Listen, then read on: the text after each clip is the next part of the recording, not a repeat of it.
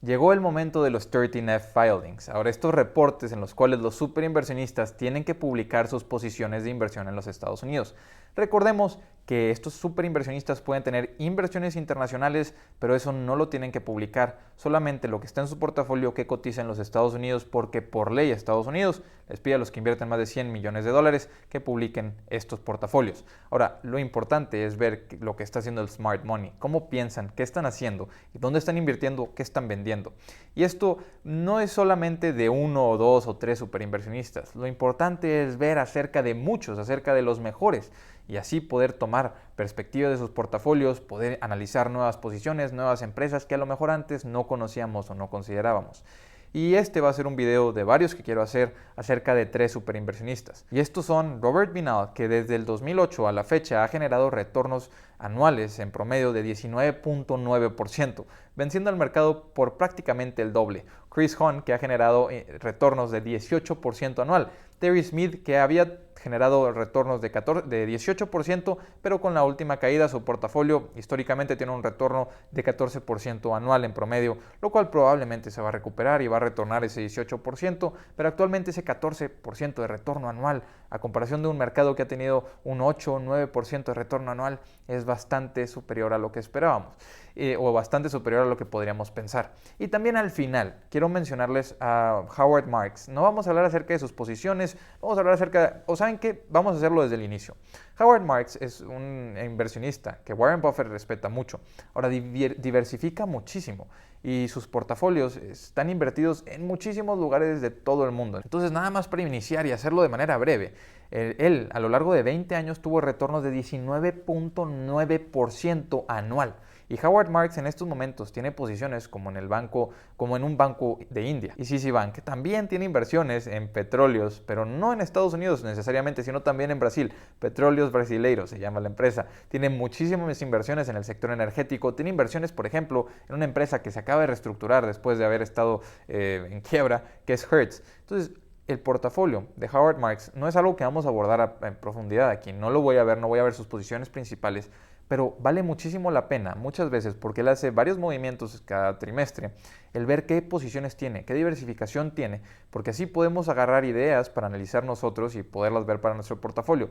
El tema es que son posiciones muy chicas, él diversifica mucho más que otros inversionistas y aunque él tiene algo del estilo de inversión de Warren Buffett, es muy distinto en la forma en la que estructura sus portafolios, no en la que analiza empresas, pero su perspectiva es generar valor a final de cuentas y lo ha estado logrando constantemente. Entonces no podemos subestimarlo, pero como su estilo de inversión es bastante complicado y sus portafolios son bastante extensos, tendremos que dedicar un video completo solamente para hablar acerca de Howard Marks. Entonces mejor revisen sus posiciones, revisen su portafolio, algo muy interesante.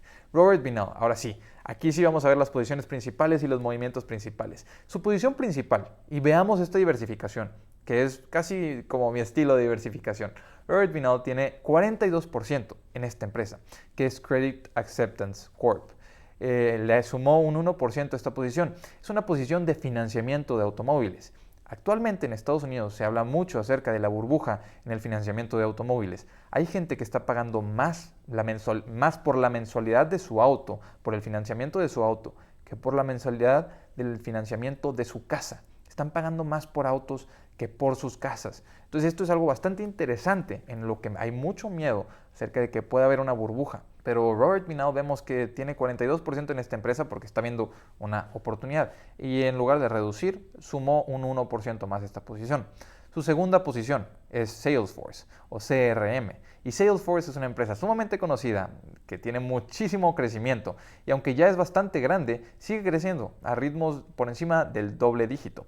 Entonces Salesforce es una empresa que yo he analizado varias veces, que me ha gustado o que he querido invertir en ella varias veces, pero por la evaluación no me he animado a hacerlo. Veo otras empresas con mayor valor a este mismo precio. Pero constantemente, después de que digo que no está a buen precio o a un precio suficientemente atractivo para yo invertir en ella, sigue subiendo las acciones. Ahora sí, en este último trimestre o en estos últimos meses han tenido un fuerte colapso, así como la mayoría del mercado.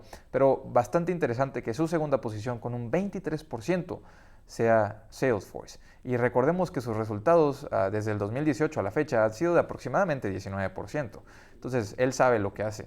Meta es su tercera posición, con un 15% del portafolio y le sumó un 13% más en este último trimestre. Wix es su cuarta posición y Wix yo nunca he entendido cuál es la diferenciación que tienen. Es una empresa que me gusta, es una empresa que yo he utilizado su servicio para hacer páginas de internet de manera bastante sencilla, prácticamente como un Shopify, pero con un negocio mucho más pequeño, mucho menos diversificado, con muchísimas menos herramientas actuales. Tienen un segmento distinto, pero están en el mismo ramo, llamémoslo así. Es para hacer páginas de internet, para poder tener tu tienda en internet también. Entonces Wix es una empresa muy interesante con un 13% de su portafolio, pero siempre me he cuestionado cuál es la diferenciación y cuál es el valor agregado que genera Wix. No sé si alguno de ustedes utilice Wix y me pueda decir qué valor agregado tiene esta empresa que no tengan, por ejemplo, Shopify, y al menos que, pues sí, es mucho más pequeña y tiene mucho más ritmo, tiene mucho más espacio de crecimiento, a diferencia de Shopify, que ya es una de las más grandes y mejor posicionadas. Pero no entendería por qué preferirían esta empresa por sobre otros competidores. Ahora, su quinta posición y su última posición que voy a mencionar es Carvana con un 5.2%, a la cual se le sumó un 4% más. También bastante interesante otra posición en el segmento de vehículos. Ahora, pasemos a hablar acerca de Chris Hohn. Y Chris Hohn tiene también un portafolio, pues no muy diversificado, muy de mi estilo de inversión. Su primera posición es Google, y Google la tiene con los dos tipos de acciones. En uno de los tipos de acciones tiene 5% y en el otro tiene 17%. Ha aumentado en total aproximadamente un 35%, un 37% de estas posiciones en general, y es un 22% de su portafolio. Entonces Google es 22% del portafolio de Chris Hohn, una persona que ha logrado rendimientos de 18% anual en promedio. Microsoft es su segunda posición con un 15% del portafolio, a la cual le sumó un 13% más. Su tercera posición, ahora sí, un ramo completamente distinto, cosa que muy parecido a lo que vemos en portafolios como Bill Ackman, o lo que vemos que una de las inversiones dentro del grupo de Berkshire Hathaway, una compañía ferroviaria. Canadian National Railway, 13% del portafolio, y él tiene dos compañías ferroviarias en su portafolio. Que cada vez he visto más inversiones en compañías ferroviarias de los superinversionistas, probablemente porque estas empresas no se han visto tan afectadas por el tema de la logística, y porque se requieren muchísimo más y están generando muchas inversiones y aumentando las vías férreas que tienen actualmente. Entonces, bueno, su otra posición es Canadian Pacific Railway con un 12% del portafolio, y Visa también tiene un 12% del portafolio. Entonces, en compañías ferroviarias tiene un 25% del portafolio total. Algo bastante interesante, compañías bastante sólidas, con una ciclicidad mínima, aunque se dice que pueden ser algo cíclicas. La ciclicidad es mínima, se sigue necesitando prácticamente todo el año, y más actualmente con los problemas de las cadenas de suministro. Y como decía Warren Buffett en su reporte, aunque tuvimos menos volumen, pudimos subir el precio del transporte, porque así está el mercado y el mercado lo está permitiendo. Entonces tuvieron crecimiento año sobre año en ingresos. Cuando el volumen no aumentó, entonces podríamos esperar que en el futuro aumente el volumen, y con eso pues se puede aumentar aún más el crecimiento de los ingresos de estas empresas. Y pasemos a hablar acerca de la quinta posición y la sexta posición, también mencionémoslas al mismo tiempo, que son el S&P y que son Moody's, o sea, Standard & Poor's y Moody's. Y son dos empresas sumamente interesantes que le gustan muchísimo a Warren Buffett. Son el 9% Standard & Poor's, y Moody's es un 7% del portafolio. Le sumó a estas posiciones un 28% y un 13% respectivamente. Ahora, los servicios que ofrecen son prácticamente servicios financieros, son calificadoras, califican las deudas, etc. Entonces, el S&P y Moody's son negocios también, podríamos decir que tan sólidos o más sólidos que los negocios ferroviarios, porque así como no vas a poner una nueva vía del tren al lado de una donde ya existe, pues no va a llegar un competidor a poner una vía del tren donde ya existe, son negocios que tienen muchísimos años, pues no va a llegar otra calificadora nueva en la que tú como empresa digas, ¿sabes qué? Quiero probar con esta nueva calificadora que el mercado todavía no acepta. Están muy bien posicionadas, siguen teniendo muchísimo crecimiento, cotizan algo elevado, pero pues con esta última caída vio oportunidad de sumarles. Y en este reporte o en este video lo que hemos podido estar viendo es que la diversificación que estos dos superinversionistas tienen es mínima, muy del estilo de lo que Charlie Munger y Warren Buffett mencionan. 42% para Robert Vinal en Credit Acceptance y 23% en Salesforce. 22% para Chris Hohn tan solo en Google.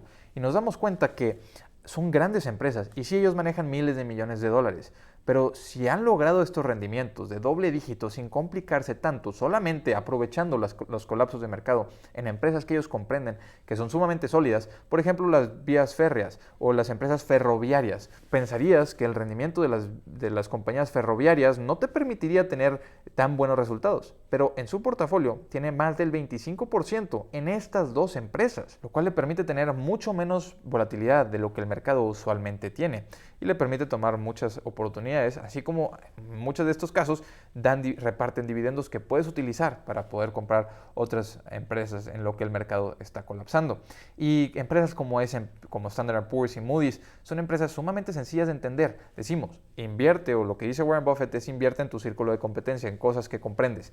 Y S&P y Moody's son empresas que leyendo su reporte anual cualquier persona puede comprender, porque son bastante sencillos sus modelos de negocios y como dice Mohnish Pabrai y como dice Warren Buffett, hasta un tonto podría manejar estos negocios porque son bajo contrato. Tú contratas a alguien, le pagas $100,000 al año y le cobras al cliente que contrata a esa persona que tú le pagas $100,000 al año, le cobras al cliente $5 millones al año por ofrecerle tus servicios de calificación.